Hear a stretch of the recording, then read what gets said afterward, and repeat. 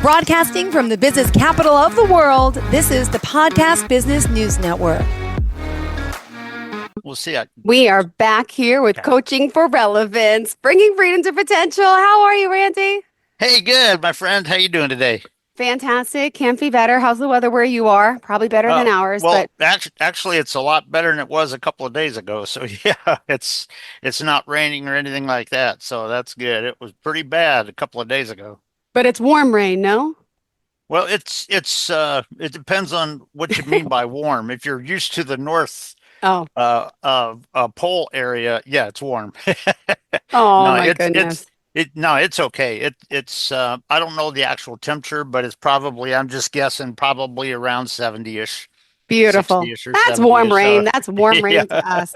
Well, great to have you back here. Tell us a little bit about what we're going to talk about today. We have a lot going on with this man as a coach, as a pilot, as an author, as so much. So what did you want to get into today? what I thought we would do today is to expand a little bit about what I was talking about last week. You remember in the last show, I was bringing out some of the chemicals and reminding people of kind of how the brain works and how different people are different, and you got to interact with people that are different and all that. But I thought I'd bring one sort of concept on it today that really focuses on leaders and what leaders need to be thinking about differently, even about themselves. And because very often the dopamine fix can get in the way and stuff. And so I'll just mention that, but I'm just going to, I'll start out by simply asking one question to get the listeners think about themselves on this one question. And then I'll kind of take a little bit of time and sort of expand on it a little bit and some of that stuff, because you know what, if you're dealing with your people in a way where, you know, they're not being developed, they're not growing, they're not becoming, that's a problem. Yeah. Yeah. So that's what I would do today. By the way, I'll just kind of share with you too, and for listeners, but it's kind of interesting. It sounds like PBNN is going to fly me up to New York to sit, you know, to go on a show that you know, where we're going to be able to focus and talk about the Hollywood movie documentary that's been published for me and all that sort of stuff and everything. So I just found that sort of kind of cool. That just sort of came up very recently. So Wait to hear. yeah. So I'll know. But anyway, yeah, that's what I was going to kind of look at today. Just this aspect about true leadership. Because you remember the last week when I talked about the neuroscience chemicals that your brain releases, one of the things that I talked about, the fact that you got to have an insight as to how your people are different, and going just the same way every time is not really going to get them there. And so I thought I would expand on that a little bit, but focus specifically on the leaders. Yeah, and the managers and kind of focus on one sort of aspect that you know, you need to be aware of for sure. Got it. Well, let's get started. Randy, by the way, Coaching for Relevance. He works with people all over the world, and he's helping business owners, individuals, and I'm excited to talk to him. Don't forget about his autobiography. Yeah, thank you. Me. Up there on Amazon for sure. Yeah, cool. Well, hey, well, I'll tell you what, and I'll just kind of share this with you that the AEMG guy that's the marketing group for the autobiography movie, and we were on a Zoom call earlier with my colleagues over in Germany because they want to kind of spread the news a little bit and all, but they're also looking at sort of marketing the movie and the autobiography sort of aligned a little bit. But yeah, it's just as a I'm sort of humbled and amazed by it. So yeah, cool. Well, I'll tell you what, I'll go ahead and dive into kind of what I'm thinking about today, and it's a key aspect because you remember in our last show, I did talk about the norepinephrine and the dopamine and all of that sort of stuff, oxytocin and all of that make your brain do certain things and all. And one of the things in the last show I pointed out was how each person on your team is a little bit different. Each person will have those chemicals released, but they don't just reply to them in exactly the same way. And as a leader, you can't just go with academic stuff. And I'll expand on that a little bit here in one sort of application aspect of it, and leave it to the people. But what I will do is I will simply do this, and I'll simply say to anybody who's listening, as you think about yourself, how do you really think about yourself? I'm just going to give two ways that one is very dysfunctional and one is very successful and stuff. And the first one is, do you see, and almost anybody that has listened to this or will listen to this probably has had a couple of people in their journey that they've seen do this. But when you think about yourself in leading your team and being in your role area or whatever, do you see yourself as somebody who's just the teller and the dictator and the finger pointer and the one who sits there and tells people what to do and they better do it and all this sort of stuff? Is that how you view yourself? Hmm. Or do you view yourself as somebody that it is your role as a leader to truly develop and build your team to the point where they can overcome, achieve, and reach radical success, even if you're not there telling them what to do?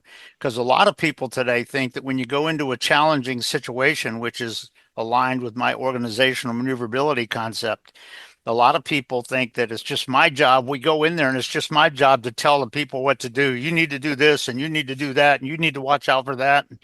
If that is your mindset when you talk about connecting with and working with your people, that is the most self-interested, arrogant, narcissistic, and unsuccessful way of doing things. If that's something that somebody kind of views, that they're just trying to focus on maybe their boss, patting them on the back because of something they said or something like that, then you are narcissistic. And that dopamine fix, which is the chemical Yes. that makes you just overly proud and all this kind of stuff, that becomes a driver in you, and you don't want to do that Yeah. as a true leader. Because guess what? If you get sick or you're in a car wreck and you go to the hospital, is your team going to be able to perform without you there, and all that? But the bottom line is the real dysfunctional one, and the one that becomes just a strict dictatorial manager, is a person that says that it has this mindset in their mind that it's just my job to dictate to them. It's just my job to tell them and point fingers and tell them what to do and all this kind of stuff. Because if you do that, what you're doing is you're shutting off their brain power and having them, making them throw it in the trash and not think about it. And that is a very dysfunctional aspect that a lot of people don't realize. That's the dysfunctional one. The other one is, as I work with my team, as I'm connecting with them and building within them, first of all, are they truly becoming something, even above and beyond what we were last week or whatever kind of thing? But also, if you think about being a leader, one of the ways that you be a true leader is how you model for them your own personal growth Hmm. and development and awareness. When they see that in their leader, they realize the benefit of that, and they realize how that is can be amazing in their journey and in their lives. And but the last thing you want to do is take their brain and just shut it off and have them not think. And one of the things is, are you just waiting for the dictatorial and the dysfunctional aspect? Are you just waiting until you have to tell them what to do? Or particularly in an unpredictable, perhaps changing environment or situation, are you developing them ahead of time so that they can make the right choices at the Decisions. right Yeah. time in the right timing.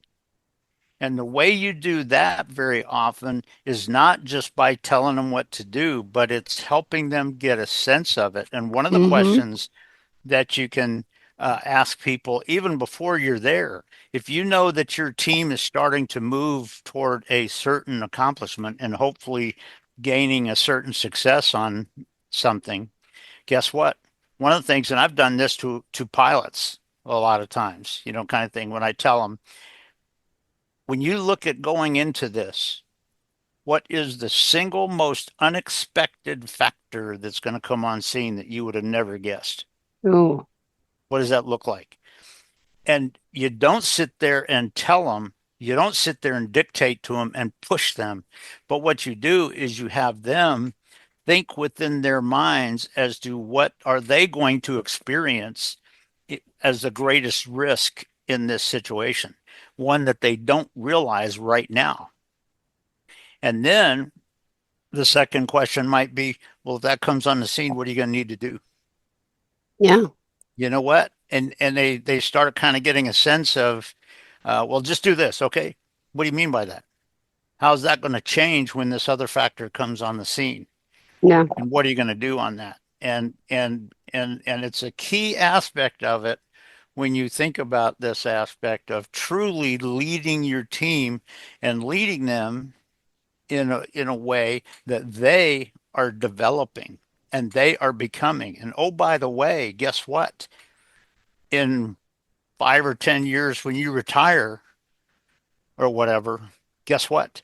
Somebody that was on your team may have been so developed that they are chosen to a higher level of leadership and management in the organization. And yet they have incredible insights, situational awareness, Wow. and awareness of true success. And they can model that and build it for everybody else that's under them. And so it's just something to think about, that when you're talking about the aspect of particularly unpredictable and changing and challenging situations or times. And let's face it, in today's world, regardless of what you think, because not everything fits a rote academic picture. Yeah. And True. when you move in a certain direction, it's one thing to say, well, this is what we're going to do. How do you know that? How do you know what factors are going to come on board? What factors are going to come on board to totally throw you into a ditch on this? Yeah. And what causes you to not be aware of that? And how are you going to be aware of it? And what are you going to do about it as a team? And so it's just something to think about, that a lot of people in today's world don't really think about so much. But when you're the leader Mhm. of your team, you have to understand which one of those two you follow. Is it just that I'm just sitting here patting myself on the back and I'm just going to tell them what to do when we get there and blame it on something out there if it doesn't work right? You're not being a leader and you're not being successful if that's your mindset when you go into the role. But if you are in a role where you're developing your people, and here's a news flash, and this is what a lot of people don't realize, that if as a leader, if you ask that question about to somebody and they ask, and you ask them, what do you think would be the most threatening factor that could come on scene that we don't expect and we're not thinking about right now? What do you think is going to be the worst thing that could possibly happen going forward? They may come up with something that you never thought about. Yeah. And it may make, in your mind, it may make you go, oh, Oh, yeah. wait, And guess wait. what? When you and your team have a short conversation about if that happens, how are we going to react to minimize its impact and still achieve success? And how are we going to do that? And how are we going to know that's happening? What are we going to look for in Yeah. in the situational awareness of it? So all of this is just one key aspect of what you're talking about when you're aware of the mind and the mental aspects and the neuroscience aspects. Because I'll tell you what, as we talked about last week, if your brain is constantly just releasing dopamine where you just think you're going to get a pat on the back for doing something, guess what? May not. Guess what? What are you going to do? And what are you not aware of that can come on scene? And you know what?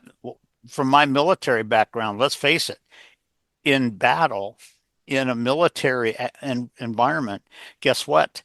That's the thinking you got to, that's kind of the thinking you got to have to be able, because the factors that could come on scene in terms of strategies and all of that kind of stuff could be very different than most people realize.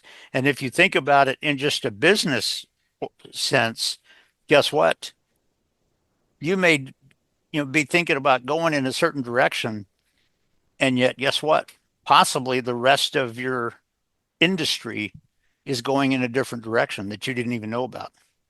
Who knows? There's just a lot of aspects about factors that could come on scene that people don't think about. And so that's just what I thought I would leave with people as one thought, that when you look at yourself in leading your team in a given environment, which is not always rote academic and all that, do you see yourself? Do you experience yourself as somebody who is just sitting there and it's just my job to tell them what to do when things happen and all this kind of stuff, and just tell them what to do and all this?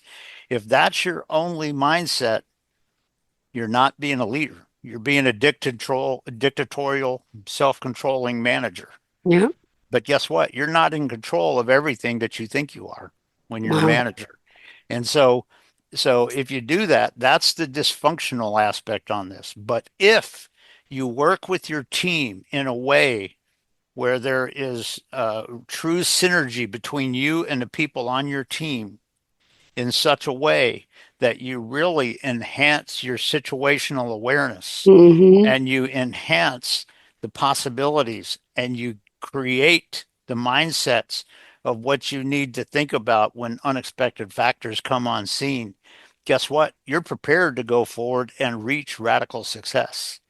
And it's just something that a lot of people, don't really think about. But there's a certain neuroscience aspect to that aspect of it.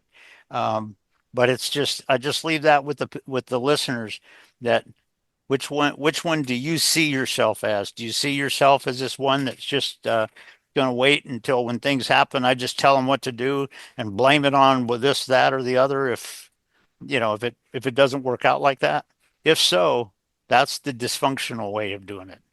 But if you truly build the synergy in your team, and that doesn't mean everybody does exactly the same thing, exactly the same way or whatever, but what it means is they work together in such a way that they're aware of when those sneaky factors come on scene. And guess what? Prior to that happening, you've helped them get a sense of the real situational awareness, and you've helped them get a sense of what might be needed and how are we as a team going to make that happen and overcome that and reach success. And you know what? When you look at so much of my background, both in the military but also in aviation, guess what? When you take off in an airplane, there's factors that could come on scene that you didn't think about. And, how are you as a flight crew going to be able to handle that? And so I just leave that with people when you're talking about this organizational aspect and the sort of the neuroscience mindset to it. I leave people with that aspect about which one of those do you see yourself? And what I would say is if you see yourself as one of the first ones, you want to change that to reach radical success. But if you're part of the second one, think about how you want to really enhance that and improve that even as you go. And also, how can you model that and develop that in your team members also, so that as they go forward, they start doing that also. So it's just a very interesting difference. And any updates in your world of aviation for those that don't know your background in aviation and your service to the country and all that you continue to do in leadership? I don't know. I just feel, I'm sorry, but I'm watching Manifest now. And I always think of you because you're the only real pilot I know. Well, thank you. I know. And I'm like, it's every time I see you play and I'm watching a TV show with my kids. Do you ever hear of Manifest or no? Not off the top of my head. Okay, but it's If I saw it, I might go, "Oh yeah, that." Yeah, yeah, yeah. But yeah. anyway, so I always think about, I feel like I think a pilot must be like, or, whether it's military or commercial or whatever, just pilot, no, you might have to have all aspects and wits about you, and you have to be ready to move, to shake, to go, to just make decisions and to lead. Like, I feel like the best leaders in the world are probably pilots because they're the reaction factor that there's so much that's going on in juggling. And I know we've talked a lot about aviation. I always want to ask anything new in the aviation world because this is, you have all the insides and outsides, and people are, talking about flying, and then there's crashes, and of course that happens, but there's car accidents all the time. But why come we don't talk about them? Anything new in the aviation world for us?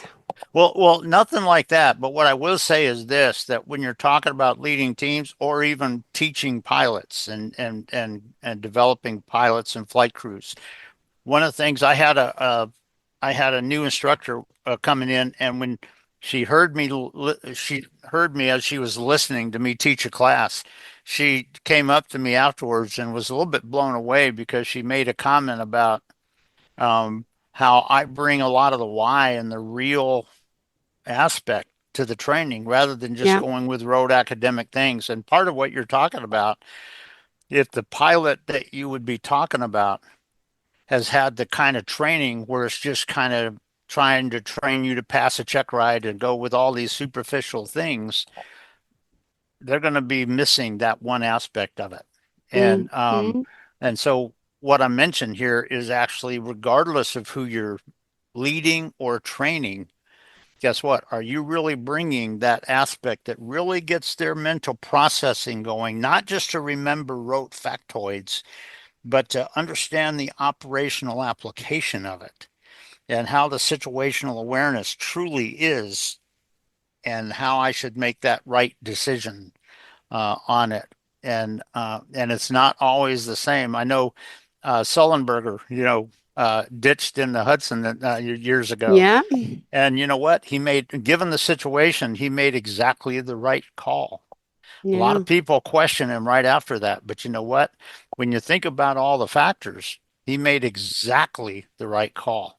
And there were a lot of people that said, well, he should have tried to go over to LaGuardia or whatever. And I said, yeah, but here's the problem. I said, what? And I said, if on final where his engines aren't running, if he hits some turbulence that's unexpected, he could sink in and take out an apartment complex or a hotel or something on short final.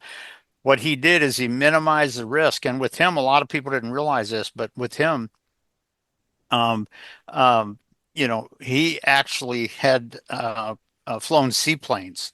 And so if you think about landing in the river out there, at least it was a little bit of what he had done before. But he also made the choice that minimized risk. And he has my absolute compliments for that. But the bottom line is with pilots and all that, that's a part of this that, if you're just trying to tell people to do rote academic things, you're in that dysfunctional first piece that I mentioned. But if you really build their mental processing to a point where they truly begin to understand the operational situational awareness and what decisions are exactly right given that situation and why, and what factors are coming on scene that I didn't expect. When Yeah. he saw all those birds, he didn't expect that. And he didn't expect to lose both engines, kind of thing. But it's just, all of that is something that can play out in aviation or leadership. But it's that helps your decision making, and Goes hand in people hand. people need to think about that. And it's those two things. So I just leave it with the listeners. Are you that first one, which is dysfunctional, or are you really building the awareness and the operational awareness and all of that in you and your team so that they can mentally process well and come Mhm. up with the right decisions? Ooh. And that's something that people need to think about for sure. All right. Thank you so much. Let's remind everyone how we can contact you. Always a pleasure having you here. Thank you. Okay. If you go to my website, coachingforrelevance.com, what you can do is if you go on the main page there and scroll all the way down to the bottom, it has my phone number on it, my cell phone, and my email.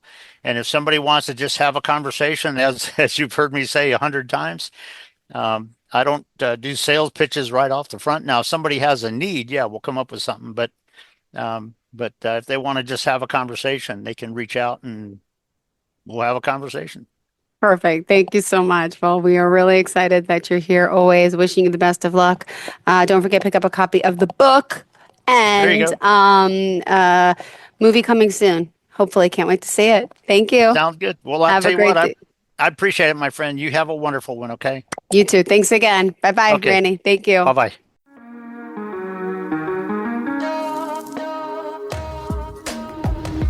Broadcasting from the business capital of the world, this is the Podcast Business News Network. Adopt US Kids presents Multiple Choice Parenting. Your daughter just had her first breakup. Do you A, put yourself in her shoes? How could he do this to you? And for Sheila, she has split ends. B, console her? Oh, sweetie, this is going to happen a lot. 4, maybe 5 more times before you get married. C, take charge? Got to get this all straightened out. Give a little talking to, man to man, mano a mano. Hey, Steve! Is now a good time? No?